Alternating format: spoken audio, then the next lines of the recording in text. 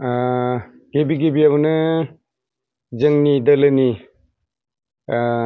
आफादगिरि बिथां हाग्रामा महिलारी सारखौ धन्यबाद जासिनाय थाबाय।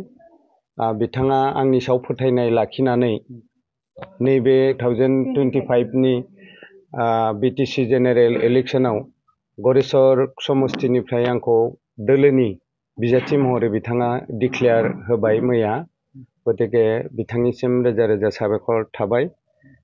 आरो जोङो सान हर नांगासिनो जोंनि बिभिन्न जिखिनि माबा दोङो, जोंनि उइं दोङो, जोंनि महिला वमेन बिपिएफ, युथ बिपिएफ, बिएसइउ आरो गुबुन गुबुन जिफोर सेल, बाङालि सेल, माइनरिटि सेल, राजबंशी सेल आरो सरनिया सेल जोंनाव बिसेस भाबे गरेस्वराव बे माबाफ्राबो आफादफ्राबो नांथाबगासिनो फिल्डआव। गतिके जोङो ओरैनो पाब्लिक अपिनियन जिखौ नुदों, पाब्लिक अपिनियन हिसाबैबो गरेस्वराव देग्लाय बिराद मोजां माबाखौ नुदों।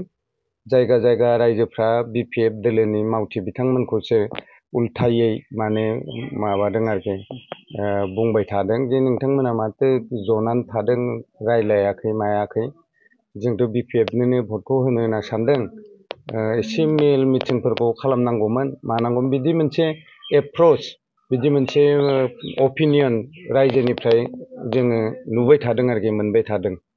दा बे हिसाबै देग्लाय गुबुन गुबुन समस्तिफोरनि लोगोसे गरेस्वर जिथु 30 नं गरेस्वर बिटिसि समस्ति बावबो बिपिएफ दोलोनिफ्राय जोङो देरहालांगोन होननानै जों आसा लाखिदों आरोखि। रायजो राजा नोंथांनो भट होगोन होनना सानो? जोङो बिसेसके मानसिफोरनि बुंनाय मथेबा आरोखि, माने बिटिसि जिथु सासन बेबस्था 6 शिड्युल बे बुस्थुखौ दानि इउपिपिएलनि गभर्नमेन्टआ दुरबल खालामबाय, लोरबां खालामबाय, बिराद गाहायाव बोख्लायबाय। आरो जिफोर बाथ्राफोरखौ बिथांमोना थांनाय इलेक्शनाव बुंना लादोंमोन, न'खर न'खर साख्रि होगोन आरो माखासे मिशन, अमा मिशन माबा माबि बिथांमोना खालामदोंमोन, बे मिशनफ्रा साक्सेस जायाखै। आरो गदफ्रावबो फैसा होगोन होनदोंमोन, महिला गदफ्रावबो, बेफोरबो माने गदफ्रा मोनाखै होननानै जोंनो फोरमायो, जेराव थाङो बावनो। दा बेफोरखौ नायनानै आरो बिटिसिनि जाहाथे अबस्थाया 6 शिड्युला दानजाया, आरो सोमावसारफिननायनि अबस्थायाव गैया, बर'फ्रा आन्दलन मोनसेसो खालामफिननो हागोन बिदि अबस्थायाव गैया। गतिके दानजाबायोबा 6 शिड्युलानो माने जोंनि थाखाय बिराद गाज्रि अबस्था जागोन, बर'फोरनि थाखाय, बिसेस भाबे बर' हारिनि थाखाय। दा बेफोरखौ नायनानै माने माबादों आरोखि। बाखिथ' जोंनिखौ बुङोबा आरोखि, गरेस्वर समस्तिनि खोथाखौ बुङोबा, जोंनि जिथु जनगाथनि डेम'ग्राफिक जिथु स्ट्राक्चार, बे मथेबा जोंना बर'आ 1 नम्बर, 2 नम्बराव मुसलमान भट। दा बेबादिखौ नायोबा आरोखि, मुसलमानफ्रा देग्लाय थांनायाव जेसेबां इउपिपिएलआ मोनदोंमोन बेखौ बिसोरो मोननाय नंला। मानो होनबा बिजेपिजों बिराद नेक्सास जानायखौ नुबाय, एखेलगे गभर्नमेन्ट दाबाय माबाय, बेफोरखौ माने मुसलमान रायजो राजाफ्रा बारा साबजानाय मोनाखै, मोजां मोनाखै आरोखि।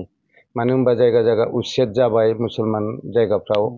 बेनिफ्राय बिजेपिया सानफ्रोमबो मुसलमाननि बिरुद्धे बिभिन्न खोथा बुङो, मस्जिदनि सायाव, माद्रासाफोरनि सायाव। दा बेफोरखौ लानानै माने मुसलमान रायजो राजाया देग्लाय बिजेपि इउपिपिएलआ ज' गभर्नमेन्ट दानाय आरो जे माने दिल्लीयाव वाकफ बर्ड बिलफ्राव सापर्ट हैनाय इउपिपिएलनि एमपिआ, बे बाथ्राफोरखौ लानानै माने मुसलमाननि भटखौ इउपिपिएलआ मोननाय नङा आरोखि। ओरैनो साफा सानै कर्मिनि मोननो हागौ, मोनथ्राबो होनना बुंजाया। नोंथांमोना मोनगोन होनना सानो? जोङो मोनगोन। जोङो मोनसे आंनि फोथायनाय, आंना गोदोनिफ्रायनो आरोखि, दा देग्लायनिल' बाथ्रा नङा, जोङो मुसलमान भट, मोजां भट मोनबाय थायो। दा बे हिसाबै देग्लाय बांसिन मोनगोन होननानै जों आसा लादों।